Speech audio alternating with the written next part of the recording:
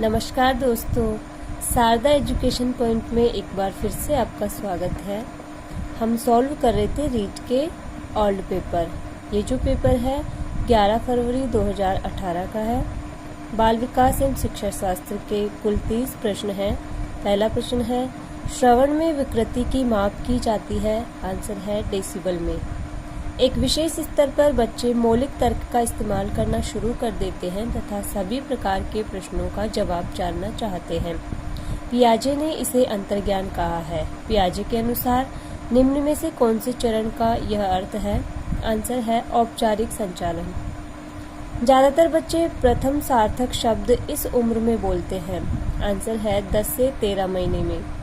बहुबुद्धि सिद्धांत के जनक कौन है? आंसर है गार्डनर। निम्न में से किसने सामाजिक रचनावाद दर्शन पर अत्यधिक बल दिया? आंसर है वाइगोट्स्की। निम्न में से कौन सी दृष्टिबाधित विद्यार्थियों के लिए उपयोग की जाने वाली सहायक सामग्री नहीं है? आंसर है पाठ्य पुस्तक का अनुपूरक। आनुवंशिकता की इकाई है। आंसर है जीन। निम्नलिखित में से कौन सूक्ष्म चलन कौशल का उदाहरण है? आंसर है लिखना। स्कीमा का मतलब है लंबे समय के याददाश्त में सूचना के संगठित पैकेट्स का एकत्रित होना। सूचना प्रक्रमण सिद्धांत बुद्धि को विभिन्न आधारभूत कौशलों में विभक्त करने के लिए जाने जाते हैं, जिसे लोग सूचना प्राप्त करने, प्रक्रमण करने और तर्क देकर समस्या का समाधान के लिए उपयोग करते हैं। इस तरह के सिद्धांत का प्रतिपादन करने हेतु श्रेष्ठ किसे माना गया है? आंसर है रॉबर्ट स्टर्नबर्ग। निम्न दिए गए आईक्यू स्तर में शिक्षणीय वर्ग को चुने। आंसर है 70 से 90। किशोरावस्था में एक बच्चे के उचित विकास हेतु माता पिता तथा शिक्षक निम्न कार्य कर सकते हैं। निम्न में से कौन सा है? लिंग शिक्षा का उचित ज्ञान देना, उचित वातावरण प्रदान करना, परामर्श तथा मार्गदर्शन सेवा की व्यवस्था करना यदि आवश्यक हो। आंसर है ऊपरी लिखित सभी।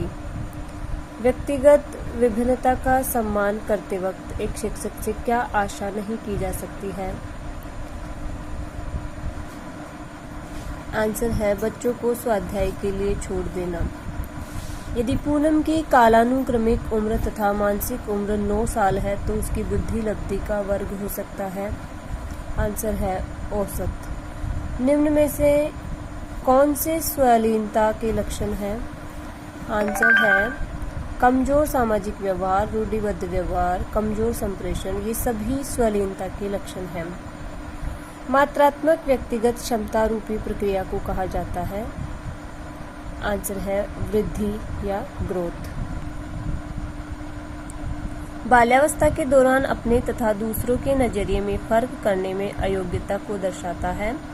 आंसर है आत्म केंद्रस्थ या ईगो सेंट्रिसिज्म। निम्न में से कौन क्रियात्मक शोध से संबंधित नहीं है? क्रियात्मक शोध सिद्धांत निर्माण में सहायता करता है। ये क्रियात्मक शोध से संबंधित नहीं है। एक शिक्षक अपनी कक्षा में थॉर्नडाइक के सिद्धांत को लागू करने जा रहा है। निम्नलिखित में से क्या शिक्षक को लागू नहीं करना चाहिए? आंसर है बच्चों को नई चीजें सीखने हेतु खोज विधि के लिए उन्मुक्त किया जाना चाहिए। फ्राइड की अनुशंसित व्यक्तिगत की बनावट के अनुसार निम्न में से कौन मूलभूत तीव्र इच्छा के उठने के साथ ही तुरंत तथा अनैच्छिक रूप से सभी नियम तथा जीवन की सत्यता तथा नैतिकता की अवहेलना करते हुए संतुष्ट करता है? वो है इदम। जब कोई बारंबार अपनी कमजोरियों से निकलने में असफल होता है और कुछ प्रवीणता हासिल करता है या साधारणतः अधीनता या अपकर्ष को ज्यादा बल देने लगता है, ऊपरी लिखित तथ्य को किसने हीन भावना कहा है? आंसर है अल्फ्रेड एडलर। अत्यंत निपुणतापूर्ण अधिगम पद्धति जिस पर बांडुरा तथा वोल्टर ने बल दिया वे हैं निरीक्षण युक्त अधिगम या अनुकरण। शिक्षा के अधिकार अधिनियम के अंतर्गत निम्न में से क्या शिक्षक के कार्य नहीं माने गए हैं? शिक्षक को खुद को व्यक्तिगत ट्यूशन में व्यस्त रखना चाहिए, ये शिक्षक के कार्य नहीं माने गए हैं। किशोरावस्था की ऐसी आदत जिसमें खुद को भूखे रखने की प्रवृत्ति होती है तथा ये ज़्यादा बालिकाओं में पाई जाती है, ऐसी अवस्था को कहा जाता है एनोरेक्सिया नर्वोसा। निम्न में से किस तकनीक के अंतर्गत एक बच्चा किसी चीज को हासिल करता है जिसे बाद में वो अपने इच्छुक चीजें, कार्य या लाभ में बदल सकता है? Token economy. समायोजन प्रक्रिया के दौरान विद्यार्थीगण बहुत से विरोधाभासी परिस्थितियों से गुजरते हैं। उदाहरण स्वरूप, एक विद्यार्थी शिक्षक के सामने अपनी गलतियों को स्वीकार करना चाहता है, पर इसके साथ ही वह शिक्षक द्वारा दंडित होने से भी डर रहा है। निम्न में से किसके सापेक्ष में इसे अच्छी तरह समझाया गया है? आंसर है पद्धति वर्जन विरोधाभासी परिस्थिति।